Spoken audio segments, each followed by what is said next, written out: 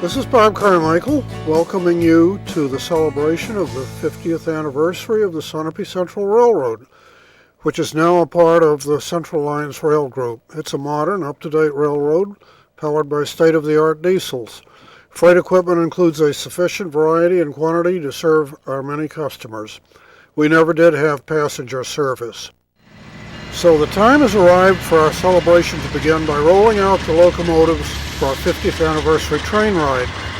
We're going to invite you to ride along. And by the way, we note that a sample of the inhabitants of the town of Mainyard are eagerly awaiting the arrival of these locomotives. The absence of dignitaries will shortly be explained. For those of you who are not familiar with the Sunappe Central numbering system for engines, the first two digits are the year the engine entered service, followed by the month. Thus, the 591 began service in January 1959. It was followed by the 091, representing January 2009. This was formerly number 841 and represented the 25th anniversary in 1984, after which time it was placed on display. It has since been refurbished, painted, and renumbered for this occasion. Okay, at this point, let's couple up our engines to a representative sample of early equipment from the Sunappe Central, and we'll begin our tour of the current layout.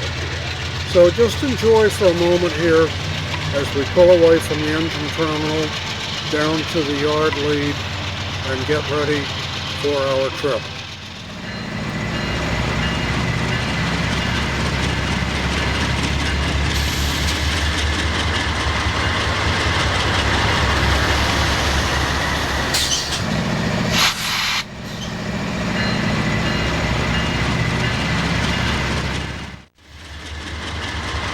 Okay, the air hoses have been hooked up and we're off and running.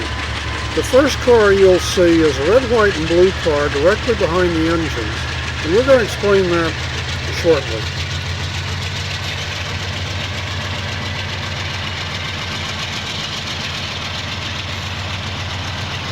At the rear is the observation car, George's Mills, and that'll be coming up right behind the sample of early equipment used to haul freight.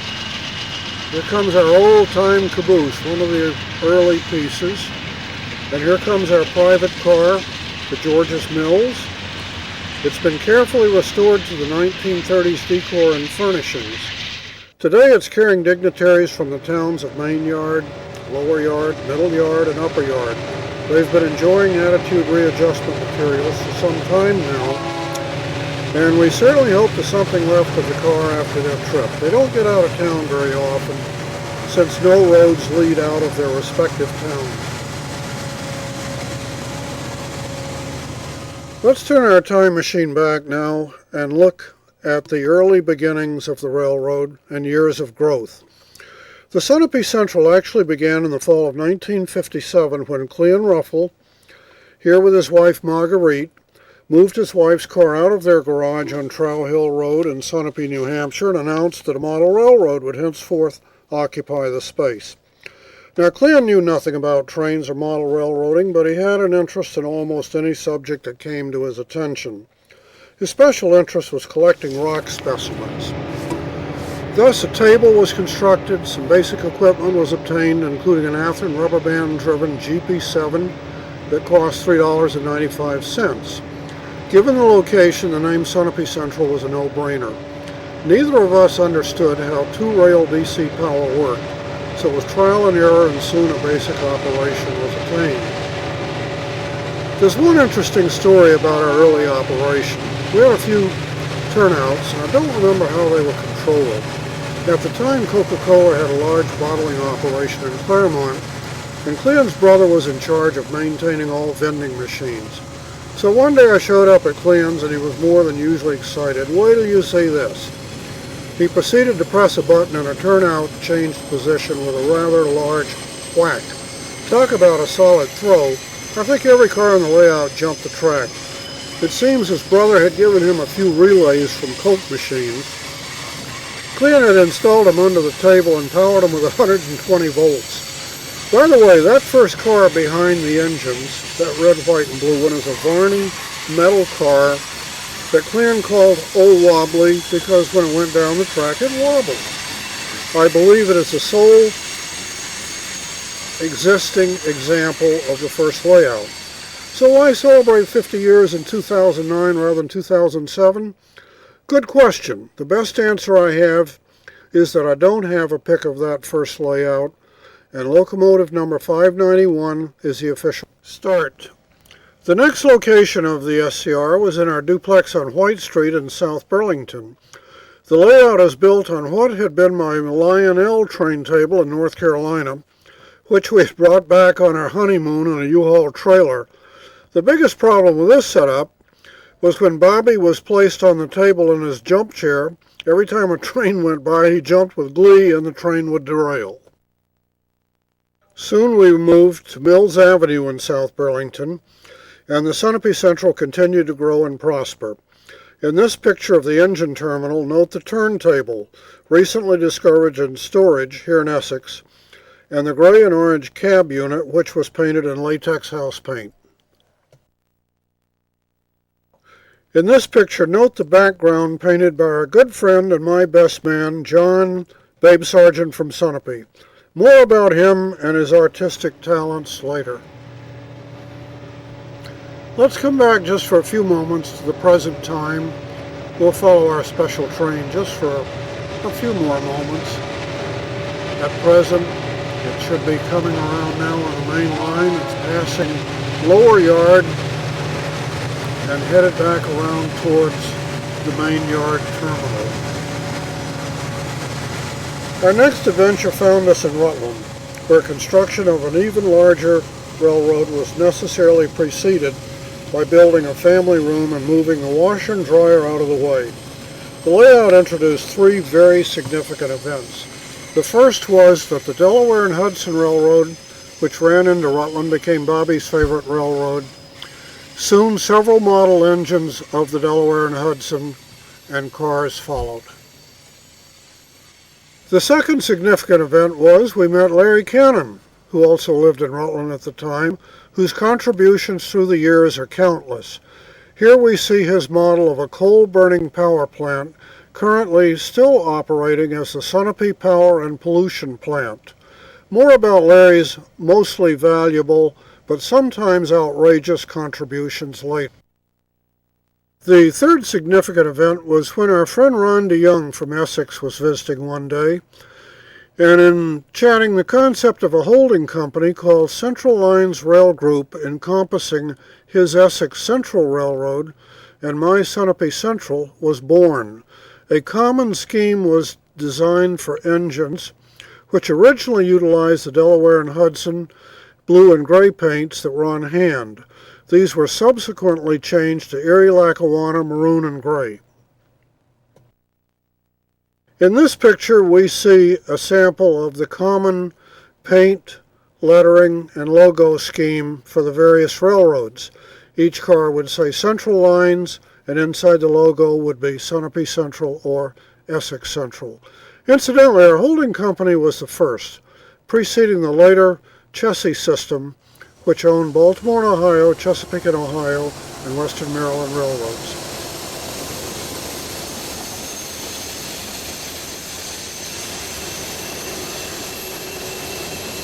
We're going to return right now, briefly, again to our dignitary train. As it makes its way around, it's shortly going to be going past the main yard. And we're going to take a little short break here, and we'll watch it next coming out of the tunnel and headed up the hill. Here it is now, as it comes up the hill. It's just coming to the entrance to the upper branch, which we cannot go up into because we have no way to reverse the train. Instead, it will come around, and this time it will enter the middle yard and will stop at the station, so that the certain dignitaries from the middle yard can be rolled off the train, can disembark from the train.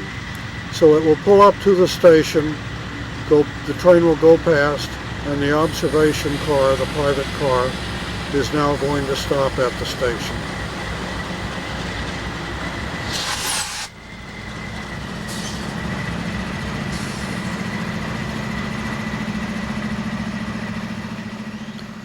As our special train departs the station in Middle Yard, it will go down Breakneck Hill. It will go through the lower yard and terminate in the main yard where it began.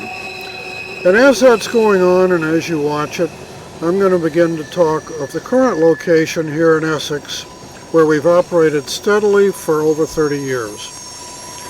In the interim since we left Rutland, Larry had moved from Rutland to Jericho, and in short order his Otter Valley Railroad became the third component of the Central Lines Rail Group. The concept of the present Sunappe Central layout was outlined by me to Ron and resulted in a layout that met and exceeded every expectation and continues to flourish with few, if any, changes to the original design.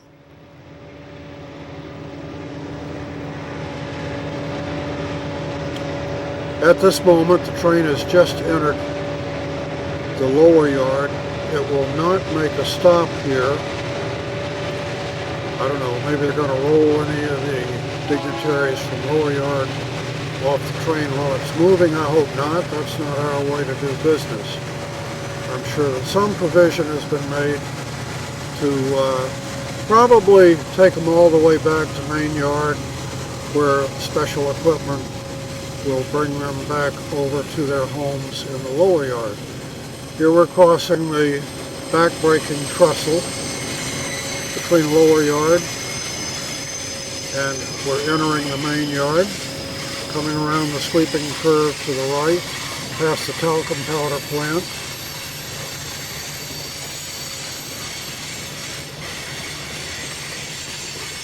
Now we'll go past the combination coal, fuel oil, and sand and gravel dealer, which we'll talk about later. Curve around past the piggyback container area. Perhaps we should in modern terms call it the intermodal yard, and watch as the train wends its way into the main yard, as we said, where it departed. Yard designs were added, rejected, rebuilt, and revised until deemed satisfactory by the three of us. Next we see a regular Sunappe Central freight train on the main line.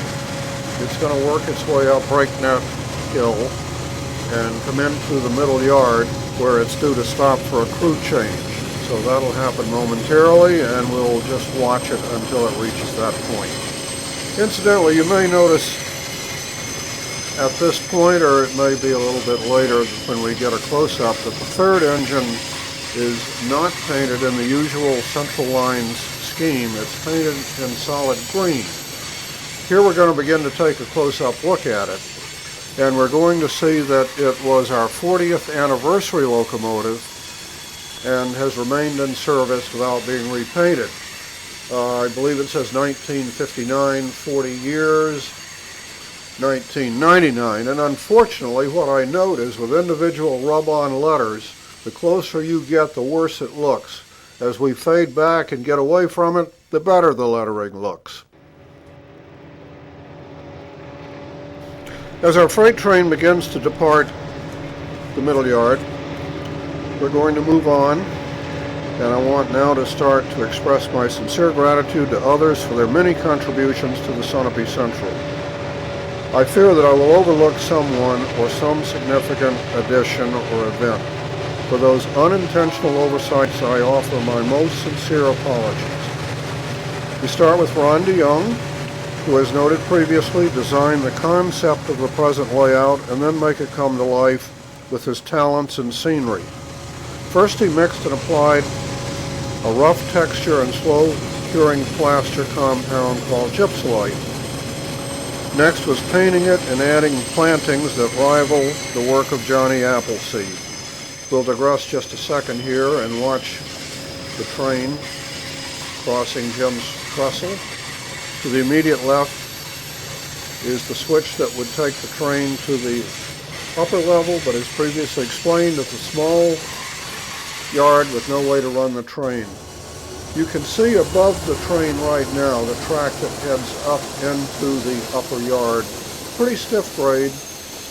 Trains are limited, in fact, to 8 cars, 2 engines, and a caboose. We're going to return, after jumping around, to the contributions of Grandma DeYoung, Ron's mother, who created a lot of white birch trees, which were much appreciated.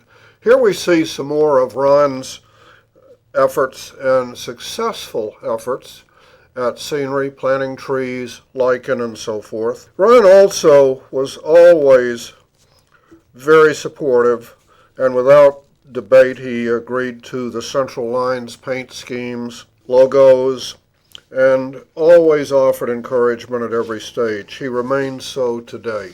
Larry Cannon is responsible for the majority of the buildings on the layout.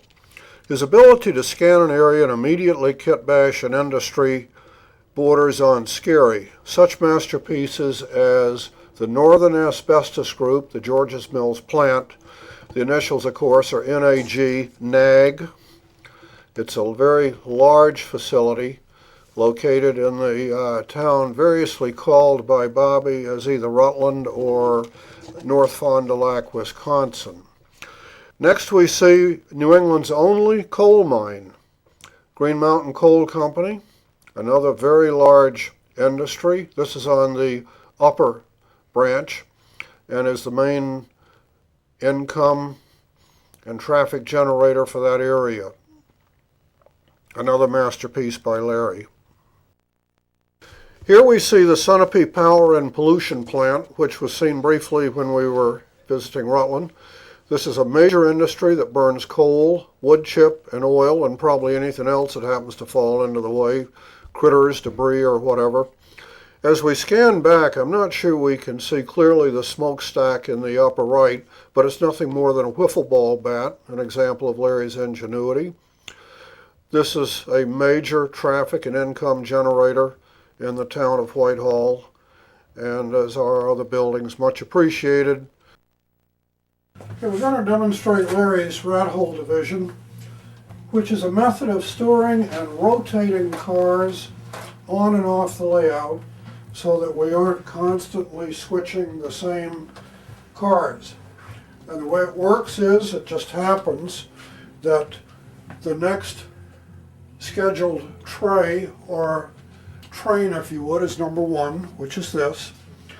And the engine that you see back here would pull out these cars, take them over and put them in the main yard, and bring back a different 8 cars, which would then be stored away. And with other trays running up to number 24, it would be possibly as long as 2 months before we came back to that set of cars again. So it gives a constant change of equipment on the layout to keep things from getting bored. Here you see Larry's model of the shed that's in our backyard.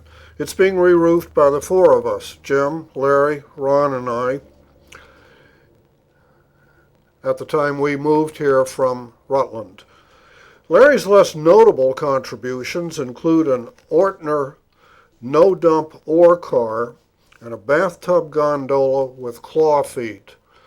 These are the things that show up when he starts getting nervous. Where's this tool? Where's that tool? And I know that something dire is coming. But anyway, thanks, Larry. Before a new visitor enters the train room, they invariably stop and just admire the scenery created by Babe Sargent. After a few minutes taking in the details, they invariably ask who the artist is.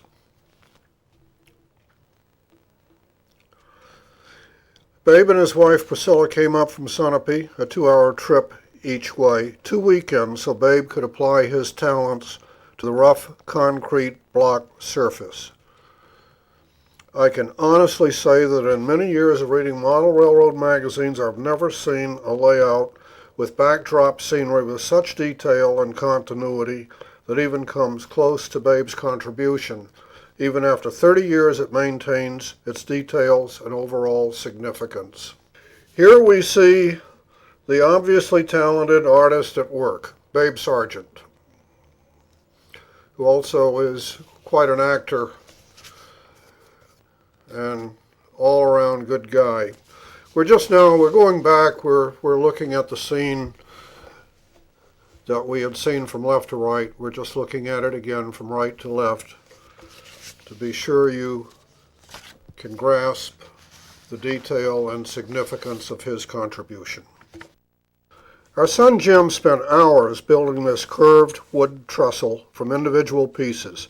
It is not a kit, and it is so level and with such smooth transition that no piece of equipment has ever derailed on the trestle. I'm very proud of this contribution, and again, it has given me no problems. No piece of wood has come loose in 30 years. Jim's other major contribution is this model of a small entrepreneur's fuel, gravel. Looks like he sells coal, oil, some various other things. He found the prototype for this in Brandon, Vermont, while working on the Vermont Bicentennial Steam Excursion. The silos are built around soda cans, or at least he said they're soda cans. What about Bobby? Since moving to Essex, he switched allegiance from the Delaware and Hudson to the Wisconsin Central Railroad. He consistently keeps me motivated and busy by reminding me that the WC needs a train for him at interchange. He's always there, pushing me to finish this or repair that. Without his constant companionship, I probably would have lost interest in the whole operation, which is too big for only one operator. But let's have Bobby tell a little bit of his own story. This is Bobby Carmichael. The Wisconsin Central is leaving North Fond du Lac. You see some of the tire shops in the background.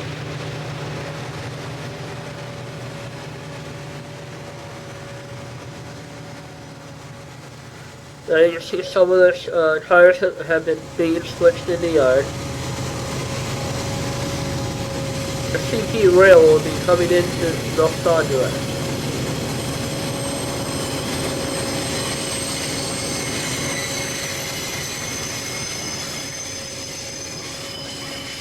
And it will be coming out underneath Jim's trestle.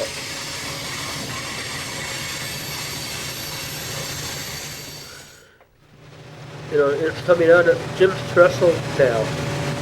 And then it'll be coming around past the main Central, which is heading over to Whitehall. The train is coming, CP rail is coming into North Fond du Lac. It's going underneath the tunnel now. It's coming out onto the other side. And then heading into North Fond du Lac. And here it comes into North Fond du Lac. You can see all the car shops there, and it's being switched, and the train is going to be switched. What did I contribute? Well, I painted and lettered with rub-on letters and decals, engines and cars, laid and ballasted some track and installed switches, but primarily I could be found under the table in a jungle of wiring, busy installing switch machines. Finally, and most important, is the 100% support that I've always received from my wife, June. No matter what I wanted or expressed an interest in, she's always said, "Why wait? Go buy it."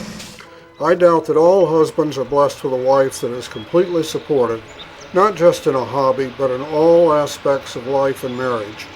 I'm truly fortunate to have June.